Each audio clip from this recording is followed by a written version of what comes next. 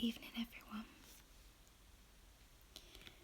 Tonight I decided that I would stream some bedtime stories because I haven't actually uploaded anything in a while.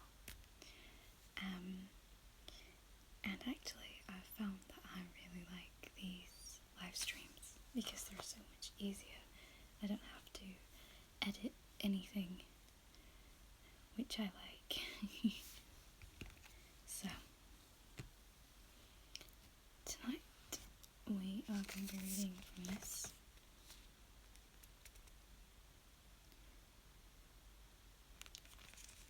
So it's like a treasury of magical stories, and it's just filled with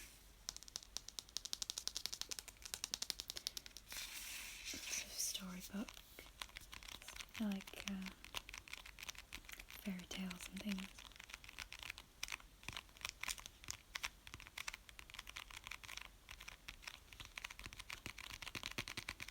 So,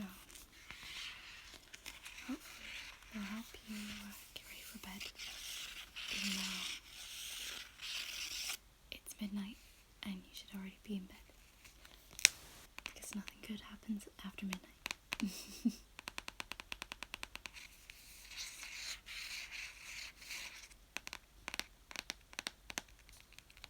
We're going to read from this anyways. There's lots of stories in here to pick from.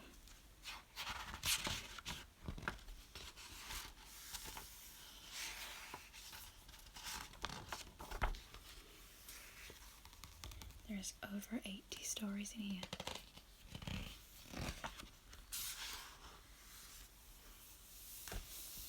I'm very well tonight, thank you very much for asking. I'm quite tired, so I'll be surprised if this doesn't send me to sleep anyways. So, this is all the stories we have in this book. So you've got plenty to choose from.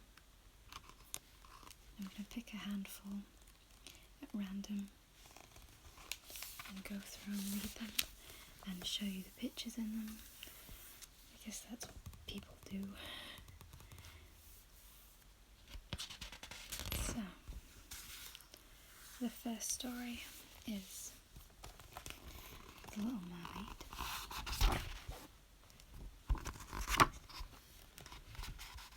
So, I'm going to read The Little Mermaid to you.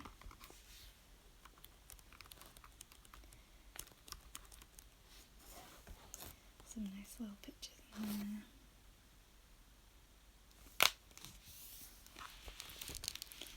It goes on for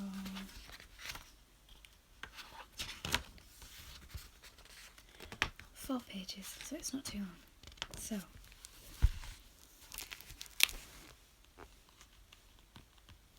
here we go. Far, far out to sea, where the water is crystal clear, lies a secret kingdom. Here a mer-king lived with his 6 mermaid daughters. The youngest was a quiet girl with a gentle heart. She dreamed of faraway adventures in the world above the sea. Once a mermaid is 15, said her grandmother, she is allowed to swim up to the surface. Be patient, little one. Your turn will come. One by one, the Little Mermaid sisters came of age and visited the surface. They returned full of stories of all the things they had seen. At last, it was the turn of the Little Mermaid. She floated eagerly up towards the sea's surface. There she goes, saying bye-bye to all of her problems. Bye-bye. Okay. When she finally pushed her face out through the salty swell, she saw a fine ship floating nearby. The people were throwing a party for the handsome prince on board. The little mermaid couldn't take her eyes off the prince. As she swam closer for a better look, a storm suddenly sprang up and tossed the ship about on the huge waves. The little mermaid watched in horror as the prince was thrown into the churning sea. She dived down to rescue him. Holding him in her arms, the little mermaid swam to shore and gently pushed the unconscious prince onto the beach. When she saw some people coming down the beach to help the prince, she leaped back into the waves and swam home. From that moment on, the little mermaid could think of nothing but the prince and how she longed to be with him. One day, when she couldn't bear it any longer, she visited the evil sea witch.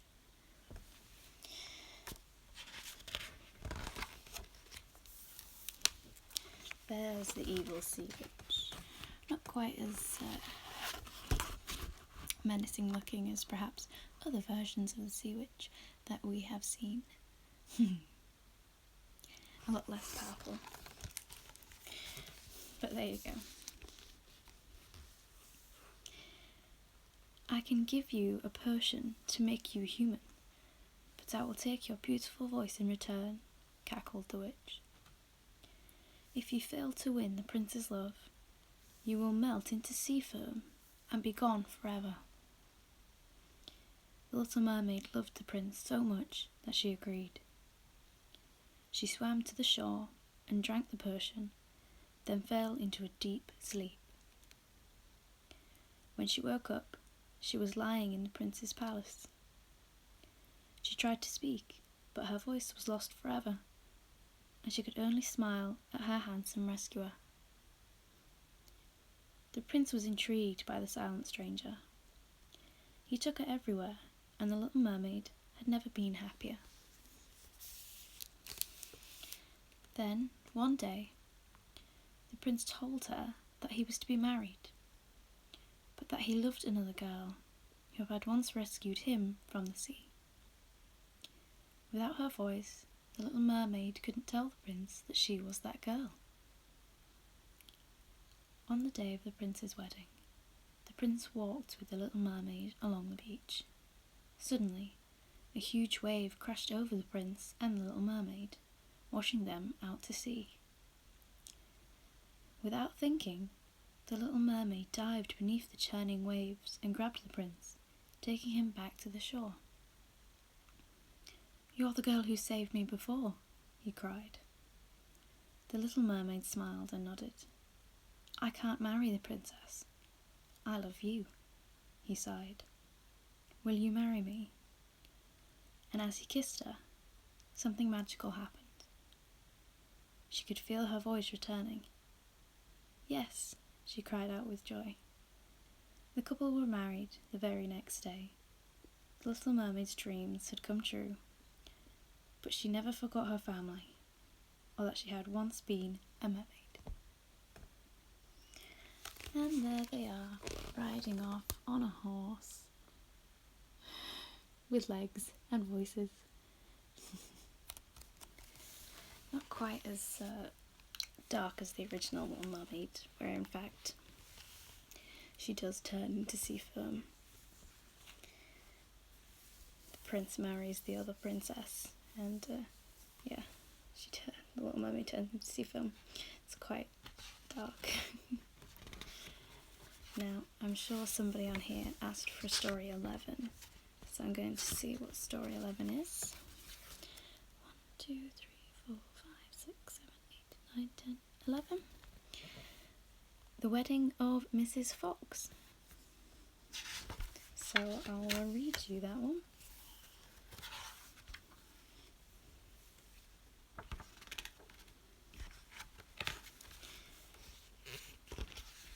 It's only 2 pages long, this one.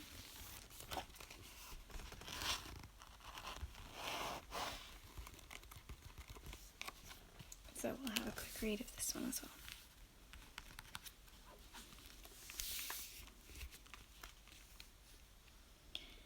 Mrs. Fox was feeling very sad because her husband had died.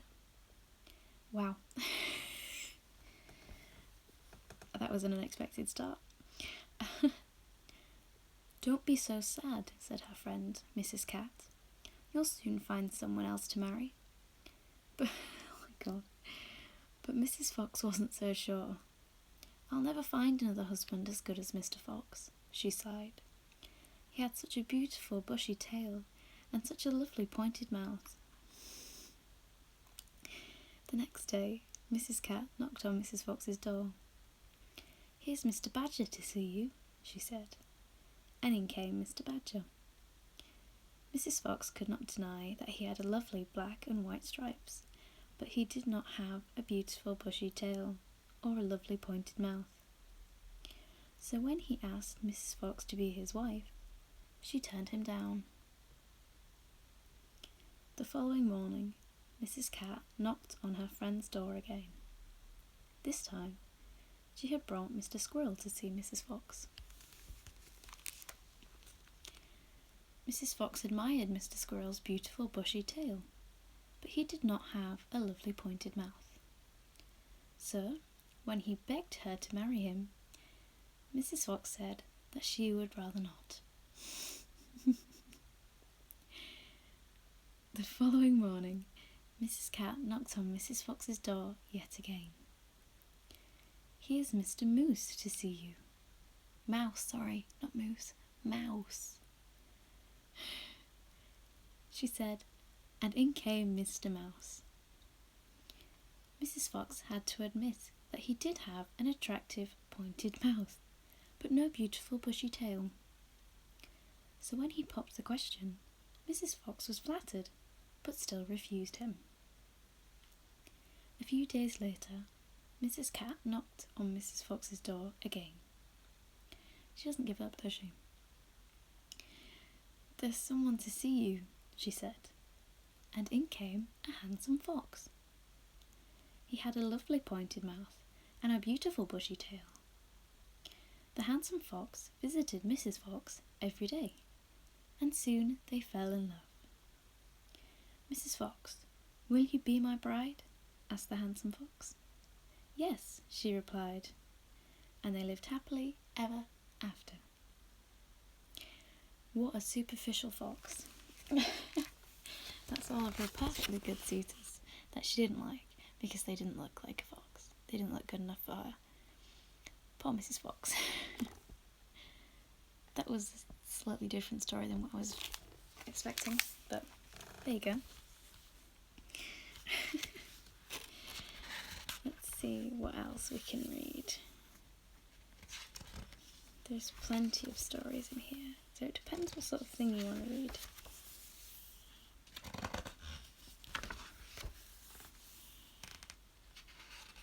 This one's very short. This is only a page long, so I'm going to read this one for you.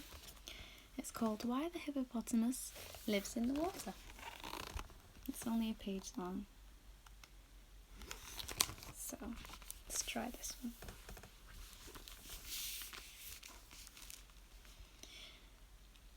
A long time ago, there was a huge hippo.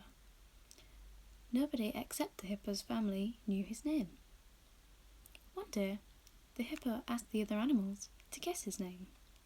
But, as the hippo had suspected, no one could get it right. What would you do if I told you your name? Asked the little tortoise.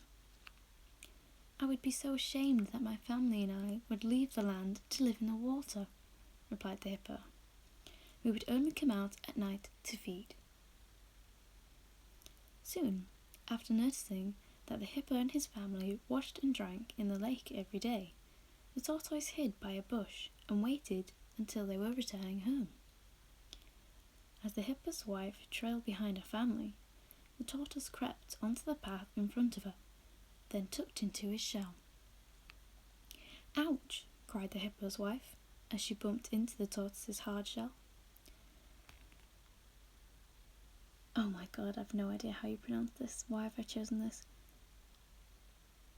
Isantim, I think it says. That's what I'm going with. Isantim, my husband, I've hurt my foot. Later, the tortoise told the hippo his name, and Isantim kept his promise, and that's why hippopotamuses live in the water. Wow! These stories are very creative, aren't they?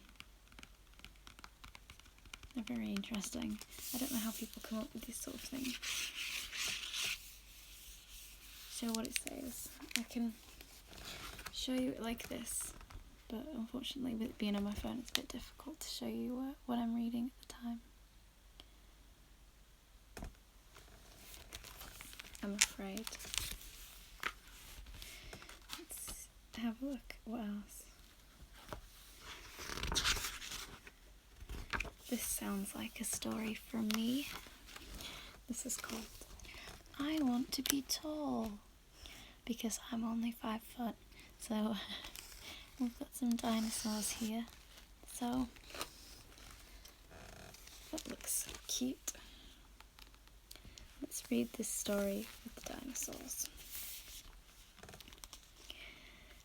Delilah was a little dinosaur. She lived in a cozy cave with her mum and dad and had a happy life. But there was one thing Delilah wished for more than anything else. She wanted to be tall. Tell me about it, Delilah. It's not fair, cried Delilah, stamping her little feet. I can't reach the juicy fruits and leaves at the top of the trees. You will be able to one day, Delilah, soothed Mummy. Mummy. Mummy. You just have to wait to grow up. But I want to be tall now, roared Delilah crossly.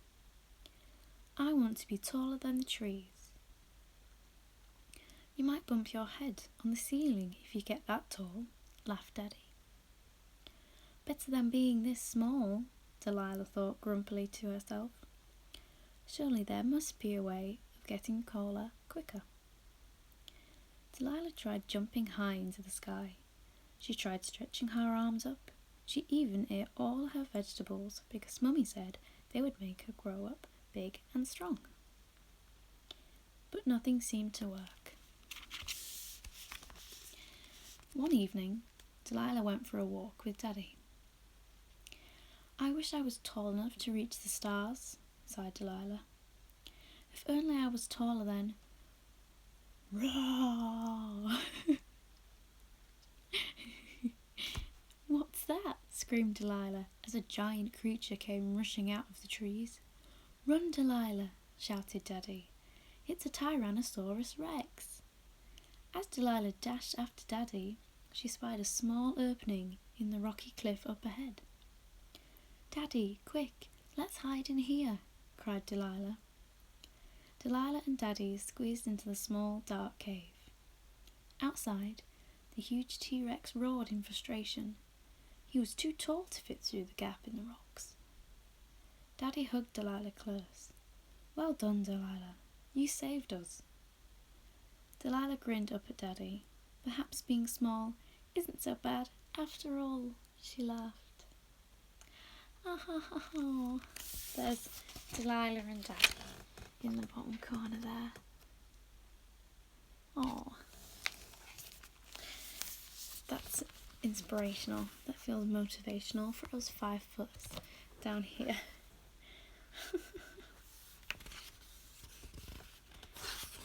So, let's see what else.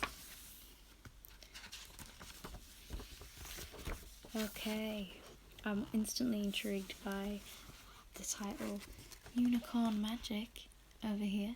There's some beautiful unicorns. Oh, my foot's gone on, I'm sorry. There's some beautiful unicorns hanging out down here. So I think it's time that maybe we give this one a read.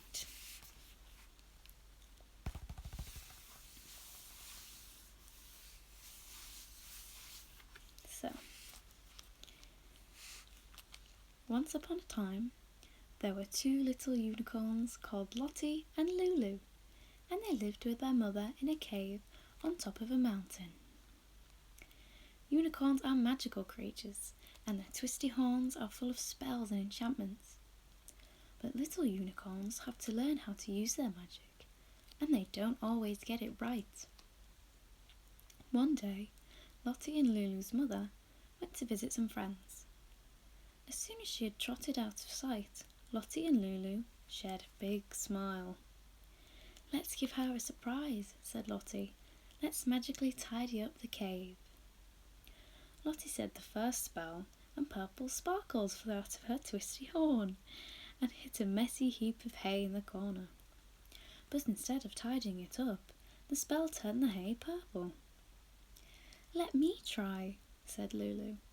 As she said her spell, green sparkles zipped out of her twisty horn and hit a bowl of apples.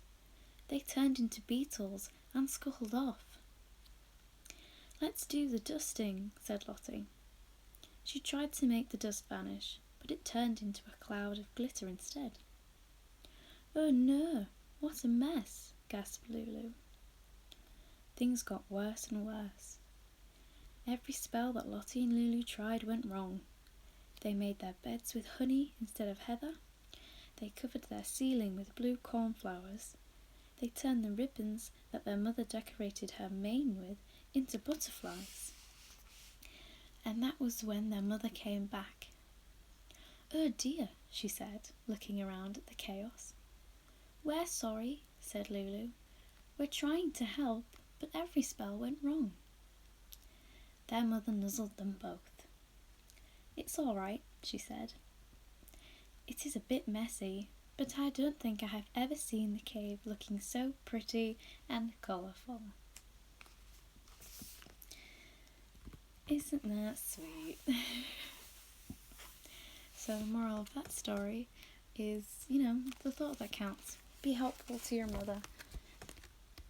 Be a unicorn. Be a magical unicorn if you can.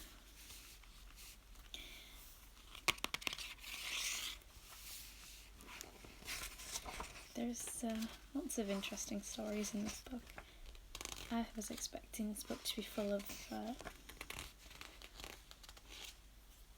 stories I actually knew. I mean, I know The Little Mermaid.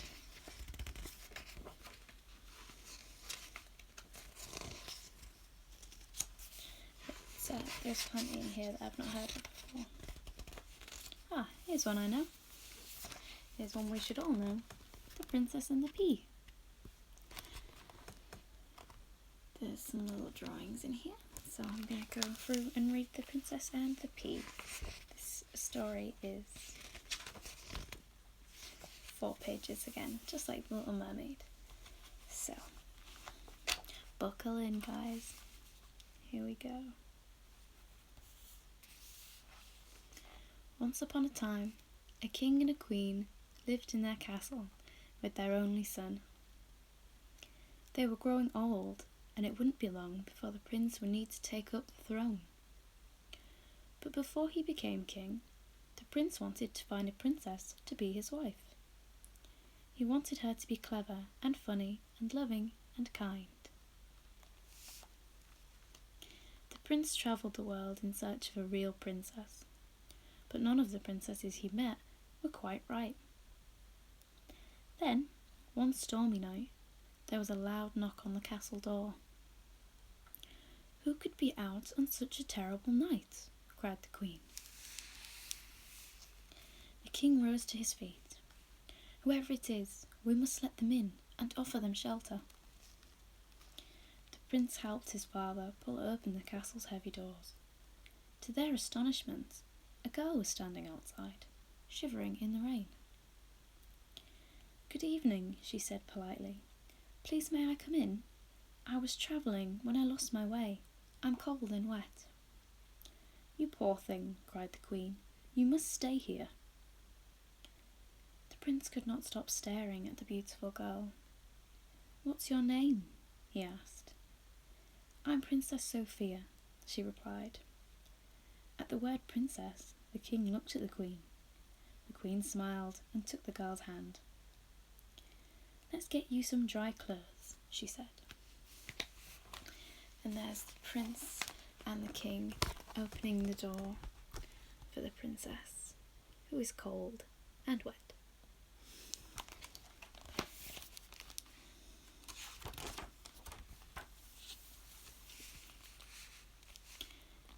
That evening, Over supper, the prince chatted with the charming girl. She was everything that he had dreamed of, and by the end of the evening he had fallen in love. The queen was happy for her son, but she wanted to make sure Sophia was a real princess. She got her maid to help her pile up 20 mattresses on the guest bed. Under the bottom mattress, she placed a tiny pea.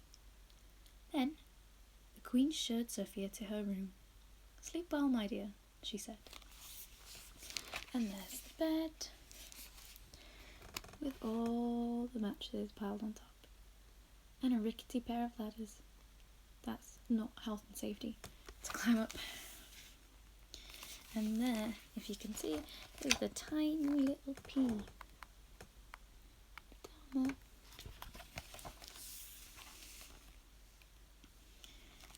The next morning, the queen asked Sophia how she had slept. Sophia looked pale and tired. "Not too well, I'm afraid," said the girl. "There was a hard lump in the bed, and now I'm covered in bruises." On hearing these words, the queen laughed and hugged Sophia tightly. "We have found our princess," she cried. "Only a real princess would be delicate enough to feel a tiny pea through so many mattresses." "I knew it," grinned the king. The prince dropped down on one knee. "Sophia, would you do me the honour of marrying me?" he asked. Princess Sophia's eyes sparkled with happiness. "Yes," she nodded, "I will." The prince married his bride that very day, and they all lived happily ever after. This all happened a long time ago. If you are passing by the castle, be sure to visit its museum. There's a very special exhibit on display, in a dusty glass case, a tiny shriveled pea, proof of a real princess. Now, that sounds shifty. Is this suggesting that this is a castle somewhere and that there's a pea? Is this advertising to me, or is this just trying to be edgy? I don't really know. But at the end, there's the prince and the princess getting married the day after they met, which is, a bit much. To be fair, it's not even been a day. She wandered in at midnight, slept there, complained of the bed, and then they were hitched. So it's a pretty easy life for a princess. There you go. Let's read something else.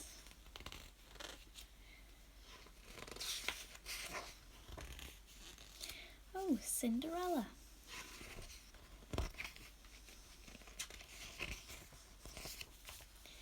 We all like Cinderella, don't we? Yes, bippity boppity do like it.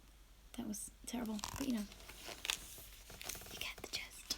So, let's read Cinderella.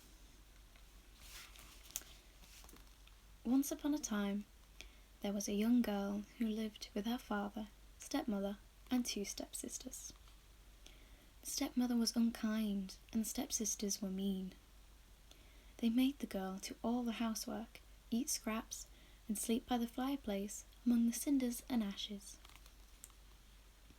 Because she was always covered in cinders, they called her Cinderella. One morning, a special invitation arrived. All the young women in the kingdom were invited to a royal ball, a ball for the prince to choose a bride. Cinderella longed to go, but her stepsisters just laughed.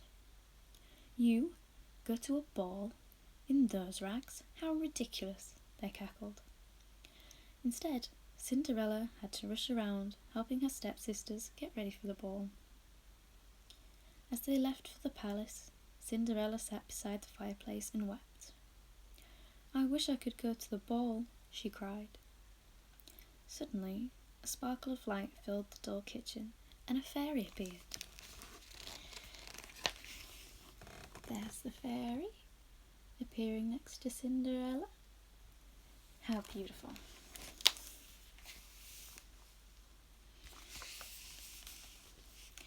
"Don't be afraid, my dear," she said. "I am your fairy godmother, and you shall go to the ball." "But how?" said Cinderella. Find me a big pumpkin, 4 white mice and a rat," replied the fairy godmother. Cinderella found everything as quickly as she could. Cinderella is very accepting of this. She hasn't questioned this. She's just like, yeah, sure, I'll get you a rat.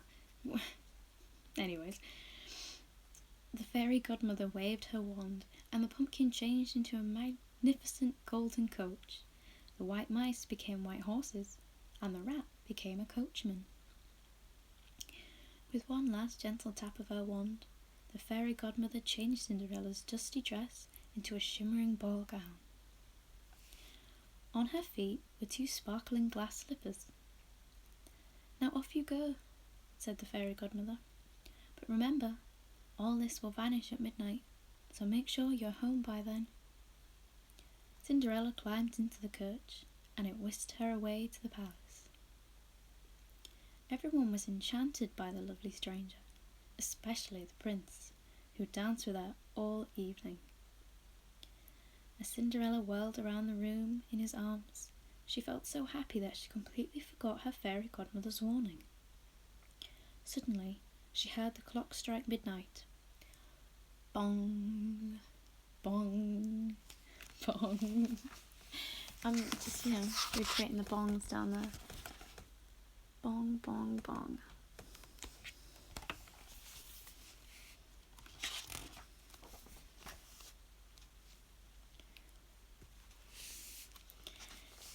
Cinderella picked up a skirt and fled from the ballroom. The worried prince ran after her. Bong, bong, bong. She ran down the palace steps, losing a glass slipper on the way, but she didn't dare stop. Bong, bong, bong. Cinderella jumped into the coach, and it drove off before he could stop her. Bong, bong, bong. That's the last of the bongs now, you'll be glad to hear. On the final stroke of midnight, Cinderella found herself sitting on the road beside a pumpkin, 4 white mice, and a black rat. She was dressed in rags and had only a single glass slipper left from her magical evening. At the palace, the prince saw something twinkle on the steps. A single glass slipper. "I will marry the woman whose foot fits this glass slipper," he declared. There she is, running away from her ever so handsome prince, with only 1 slipper. The next day, the prince took the glass slipper and visited every house in the kingdom. At last, the prince came to Cinderella's house. Her stepsisters tried and tried to squeeze their huge feet into this delicate slipper, but no matter what they did, they could not get the slipper to fit. Cinderella watched as she scrubbed the floor. "May I try, please?" she asked. "You didn't even go to the ball," laughed the elder stepsister. "Everyone may try," said the prince, and he held out the sparkling slipper. And suddenly, "Oh!" gasped the stepsisters, as Cinderella's dainty foot slipped easily into it. The prince joyfully took Cinderella in his arms. "Will you marry me?" he asked. "I will," Cinderella said, much to the disgust of her stepmother and stepsisters. Soon Cinderella and the prince were married. They lived long, happy lives together, and Cinderella's stepmother and stepsisters had to do their own cleaning and never went to a royal ball again. There is a charming prince with his Cinderella. I find it hard to believe that she's the only person in the entire kingdom whose foot fits that slipper, but we'll skip over that little detail for now. There's plenty of interesting, cute little stories in this.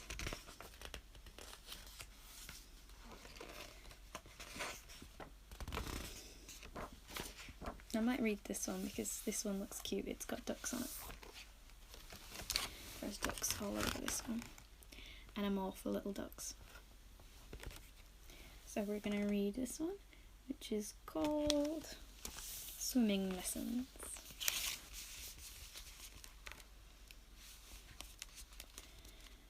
Mother Duck was a very busy duck indeed.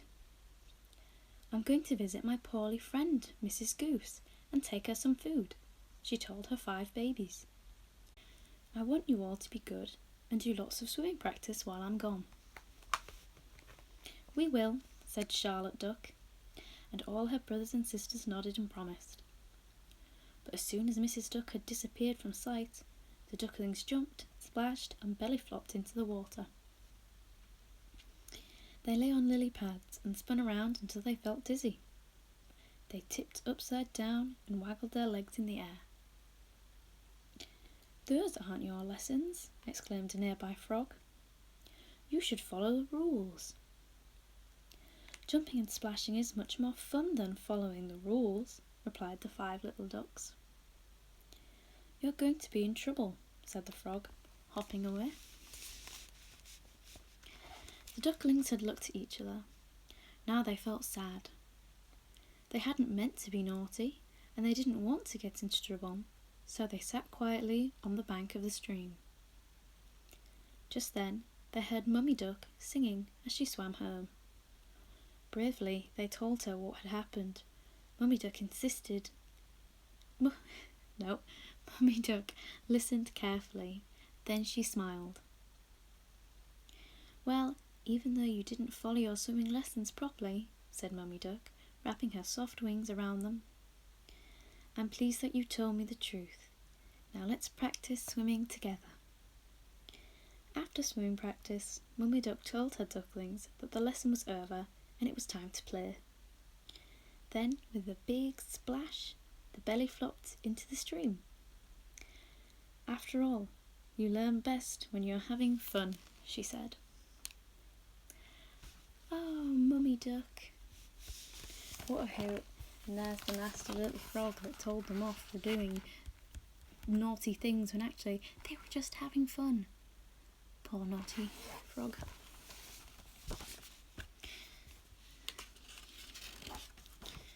Now,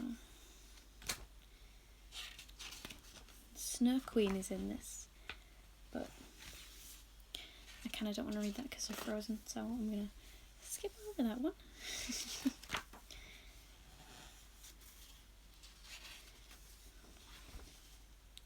This looks like quite a long story, but I kind of like the title of this, so I'm just going to go and wing it. This is the fisherman and his wife. And there's a fisherman at the top there. But I don't know where his wife is, so I'm going to read the story and find out and let you guys know. So, here we go. One day, when the sea was blue and calm, a poor fisherman set off to work. At first, he caught nothing. Then, when the fisherman was about to call it a day, he felt a tug on his line. The fisherman struggled to reel it in. This must be a big fish, he thought. The fish was enormous, and the fisherman was very pleased. But his pleasure turned to surprise when the fish spoke to him. Please throw me back, pleaded the fish. I am not really a fish at all, but an enchanted prince. The stunned fisherman gently let the fish back into the water and set off for home. The fisherman and his wife were so poor that they lived in a wooden shed. When he told his wife about the talking fish, she was angry with him. You fool, she cried. No wonder we're so poor if you can't see a good thing when it's biting you on the nose. The fisherman's wife told him that if the fish was an enchanted prince, he would have asked for something in return for setting him free. Go back to the same spot tomorrow and catch that fish again, and this time ask him for a little cottage so we can live a better life, said the fisherman's wife. The next morning, when the sea was green and choppy, the fisherman set off again. He rowed out to the same spot as the day before, hoping to see the magical fish. "Enchanted prince, please hear my plea. Jump out from the water and talk to me," called the fisherman. It's rhyming, alright. The fish appeared and asked the fisherman why he had called him. The fisherman explained that he was a very poor man and would like to live in a little cottage instead of a wooden shed. "Go home," said the fish. "Your wish is granted," and he left with a splash. So the fisherman returned to his wife, who waved to him from the window of their lovely new cottage. The fisherman's wife was pleased for a little while, but soon became unhappy again. "We could have asked for more from that magic fish," she told her husband one evening. "This is only a small cottage. A castle would be much better." And she begged her husband to go and find the magical fish and ask him to grant her wish. There's the fisherman talking to the magical fish, which, to be fair, is wearing a crown, so it does seem pretty obvious that he's not really a fish, especially when he talks. The next morning, when the sea was purple and rough, the fisherman set off again and rowed out to the same spot as before. "Enchanted prince, please hear my plea. Jump from the water and talk to me," called the fisherman. The fish appeared, although he didn't seem very happy about being called again. The fisherman explained that his wife found the cottage rather small and would prefer to live in a castle. "Go home," said the fish. "Your wish is granted," as he left with a splash. So the fisherman returned to his wife, who waved to him from the window of a grand castle. But the fisherman's wife wanted even more. "If that fish can give us a grand castle, he can make me a queen," she said. The next morning, when the sea was grey and murky, the fisherman set off again and rowed out to the same spot as before. "Enchanted prince, please hear my plea. Jump out from the water and talk to me," called the fisherman. The fish appeared, not at all pleased to be called again. The fisherman explained that his wife now wanted to be a queen. "Go home," said the fish. "Your wish is granted," and he left with a splash. So the fisherman returned to his wife, now a queen. "If that fish can make me a queen, then he can make me the ruler of the whole world," said the fisherman's wife. "Whoa, hang on, lady, bit much." The next morning, when the sea was black and stormy, the fisherman rowed out to the same spot as before. "Enchanted prince, please hear my plea. Jump out from the water and talk to me," called the fisherman. The fish appeared. He was furious. The fisherman explained that his wife now wanted to be the ruler of the world. "Go home," said the fish. "Your wish has what she deserves." And he left with a splish, splash, splosh. The fisherman returned to his wife, who was living in the wooden shed again. Her greed had indeed been rewarded. Well, that one was interesting, wasn't it? There's the greedy wife in her castle over there at the end. And over here is the fisherman with the angry prince fish. He didn't save the prince fish though. He let the prince stay a fish after everything that the prince fish had done for them. It's a bit mean. Who am I to judge?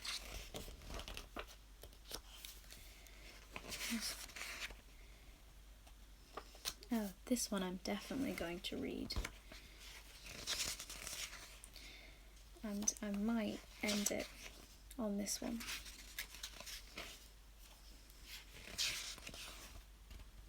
Yeah, I'm going to end it with this one. Because, though this is just a fairy tale version, the actual book of this is one of my favourite books of all time. This is Alice and the White Rabbit. Yeah, Alice's Adventures in Wonderland by Lewis Carroll is actually one of my favourite books of all time. I've read it quite a few times and I think it's brilliant. So we're going to read this version now.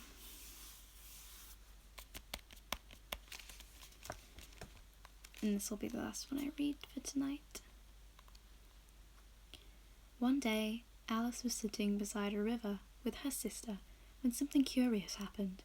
A white rabbit with pink eyes ran past. Oh dear, I shall be too late," he said.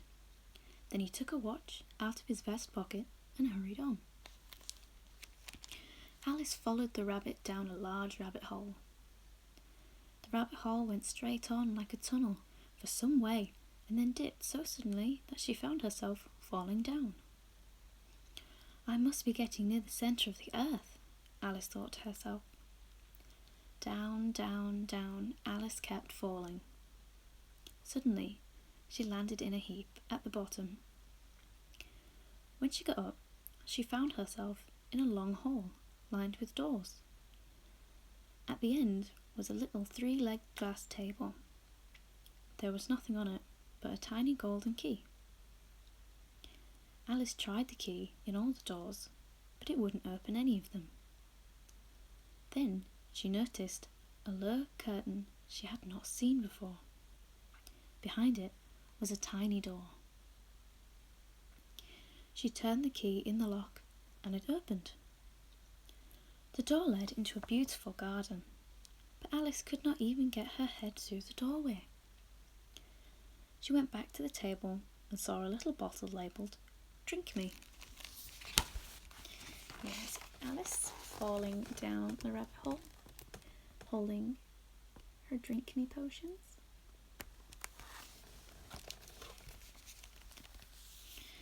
Alice drank it and shrank, but she remembered that she had left the key on the table.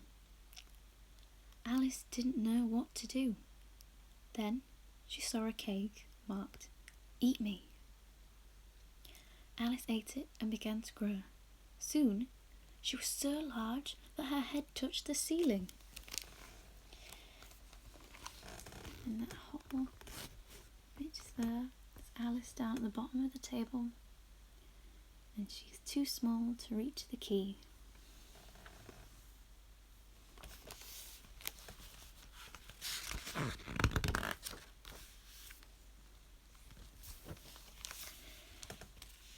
Alice began to cry. She was wondering what to do when who should come along but the White Rabbit. He was carrying a pair of white gloves and a large fan. "If you please, sir," began Alice. The rabbit dropped the gloves and fan and scurried away. "How strange everything is today," said Alice, picking up the gloves and the fan. "I'm not myself at all." Then she began fanning herself as she wondered who she might be instead. After a while, Alice looked down at her hands. She was surprised to see that she had put on one of the rabbit's little white gloves.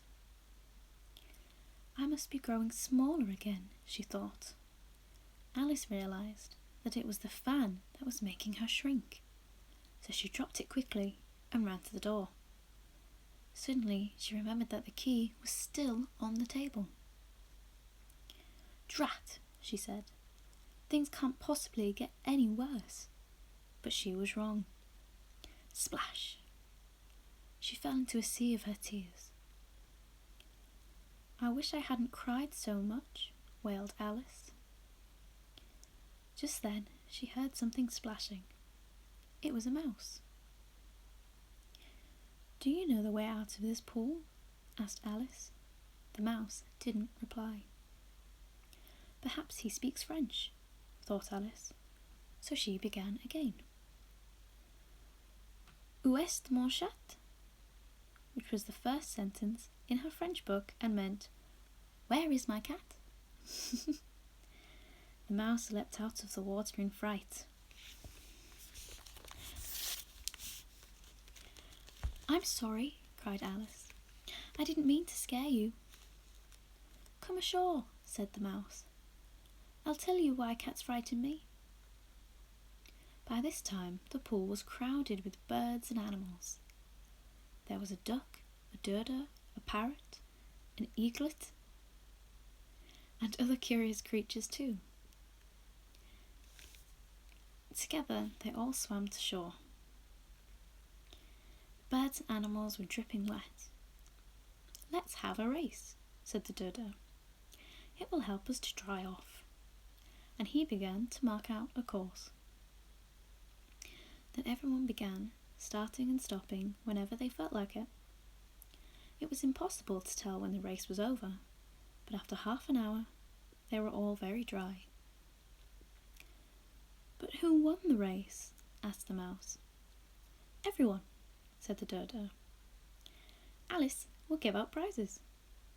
So Alice handed around some sweets that she had in her pocket. "But she must have a prize too," said the mouse. "What else do you have in your pocket?" asked the dodo. Alice handed over a thimble, and he gave it back to her, saying, "I beg you to accept this thimble." Alice accepted, as solemnly as she could, and then they all sat down to hear the mouse's tale. But Alice was so tired that she just couldn't concentrate, and she drifted off to sleep. The next moment, she woke to the sound of her sister's voice. "Wake up, Alice," said her sister. "What a long sleep you've had." "I've had such a curious dream," said Alice, who told her sister all about it.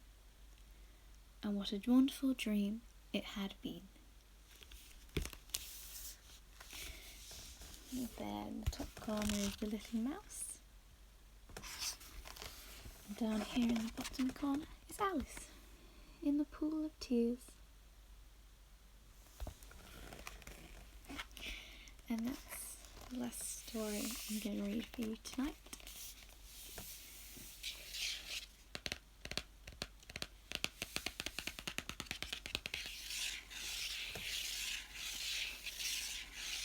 I hope you've enjoyed them.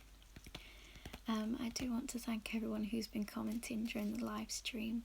Obviously I haven't really had a chance to reply to you guys, but I have been reading them the whole time, and I really appreciate all of your comments.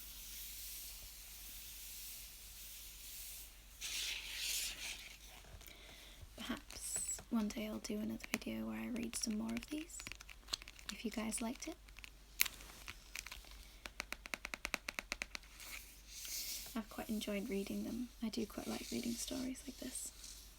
It's very relaxing for me as well. It's definitely made me sleepy and ready for bed.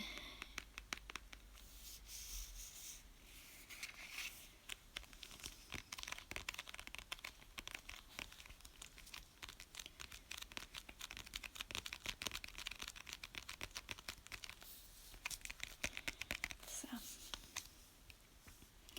good night. I hope you've enjoyed this. I hope you're relaxed and ready for bed. And I'll see you next time.